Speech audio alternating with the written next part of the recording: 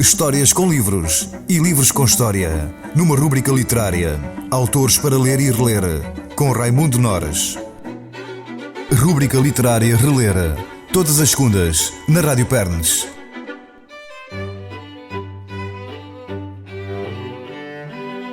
Bem-vindos à rúbrica Reler, sobre literatura e sobre livros.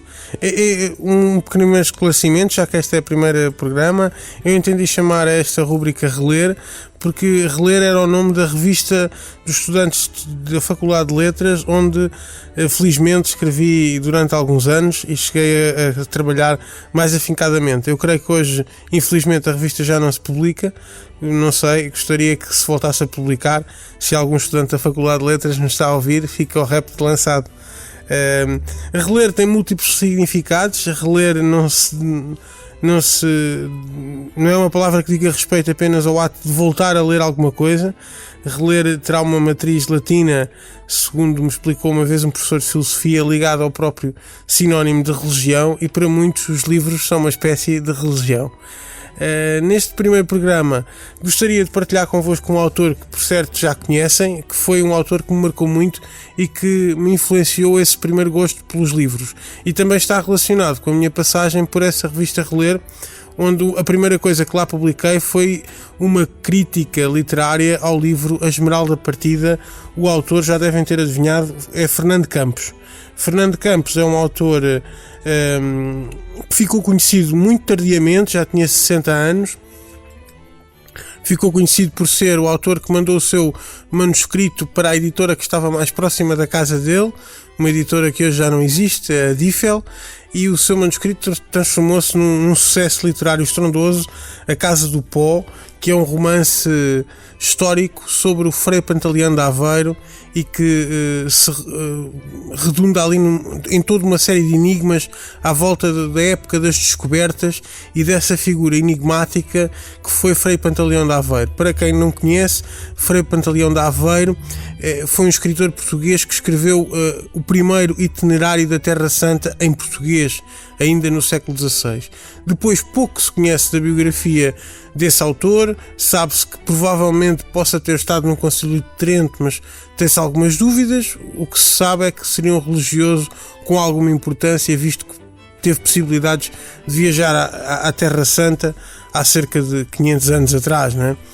E o Fernando Campos aproveita todo o mistério que envolve o Pantaleão de Aveiro para construir um livro ainda hoje bastante conhecido e até há alguns anos recomendado nos programas escolares.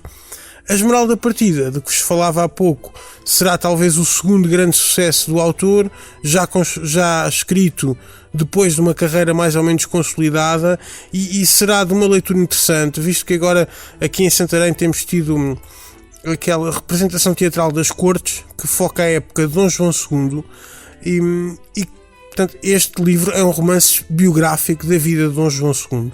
Explora todos os mistérios à volta da morte do príncipe Dom Afonso aqui na Ribeira de Santarém, explora os próprios mistérios em volta da morte de Dom Afonso, e é um romance muito bem construído, onde a figura, o narrador, é nada mais nada menos que Garcia de Rezende, poeta e também cronista de Dom João II. Portanto, o autor aí parte de uma crónica já escrita de Garcia de Rezende e depois imagina um Garcia de Rezende que nos conta a história do seu amado Dom João II, o monarca português conhecido como o Príncipe Perfeito.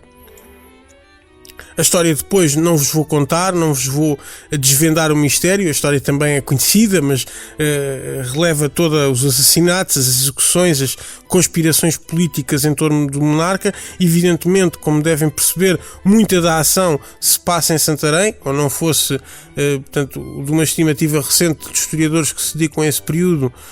Durante a sua vida, 34% da vida de Dom João II terá sido passada aqui, não é?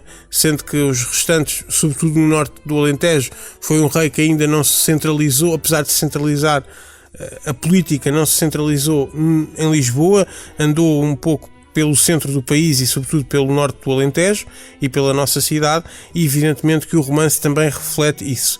É um romance de fogo, são cerca de 600 e muitas páginas, quase 700 talvez, mas é um daqueles romances que apetece ler. Mais recentemente, afastando-se da história portuguesa, não é o último romance de Fernando Campos, não é o mais recente, mas é o último romance histórico. Hoje centrámos-nos mais nos romances históricos de Fernando Campos. Chama-se A Rocha Branca e não tem nada a ver com a história portuguesa, traz uma outra luz sobre a vida da poetisa Safo.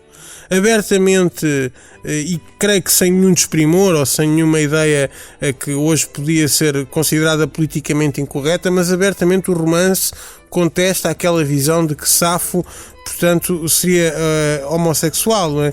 E aqui introduz mesmo um romance entre a poetisa Safo e uma figura esquiva e misteriosa que seria um barqueiro fenício que conhece a poetisa. Mais uma vez, o romance é muito bem construído em termos dos ambientes históricos, tem uma base de trabalho histórico extraordinário e vem este ser uma pedrada no charco, questionar ideias feitas sobre, neste caso, a poetisa grega Safo, e é um romance que deve ter envolvido e que apela à formação base de Fernando Campos. Ele é formado em línguas clássicas, portanto em grego e em latim, portanto, e apela mesmo a essa formação base, e está aqui toda a erudição do autor.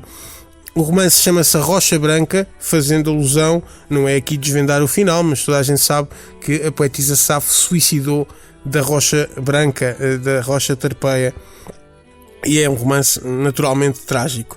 Por fim, a última recomendação é bem mais recente e não é histórica, pega nesta questão da poesia e é o livro lançado há pouco tempo, há cerca de um mês, nem tanto, no Instituto Politécnico de Santarém, de um poeta da terra, Nuno Vicente. Sou Feliz à Minha Maneira. É um livro de poesia e de prosa, que tem uma componente autobiográfica. O poeta Nuno Vicente, para quem não conhece, é um jovem que tem uma doença nos ossos. Os ossos partem-se com muita facilidade e este livro é uma lição de vida que, apesar da sua doença, que lhe impede completamente os movimentos, não é? Tem uma pessoa de mobilidade limitada, ele conseguiu estudar e evoluir intelectualmente e recentemente publicou, através da Terra Branca, o seu primeiro livro. Esperemos que seja o primeiro de muitos, porque o grande sonho da vida de Nuno Vicente, para além de ser feliz à sua maneira, é ser escritor. E com esta recomendação vos deixamos. Até uma próxima oportunidade.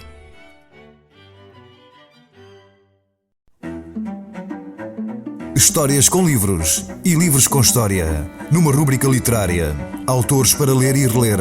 Com Raimundo Nores. Rúbrica literária Reler. Todas as segundas, na Rádio Pernes.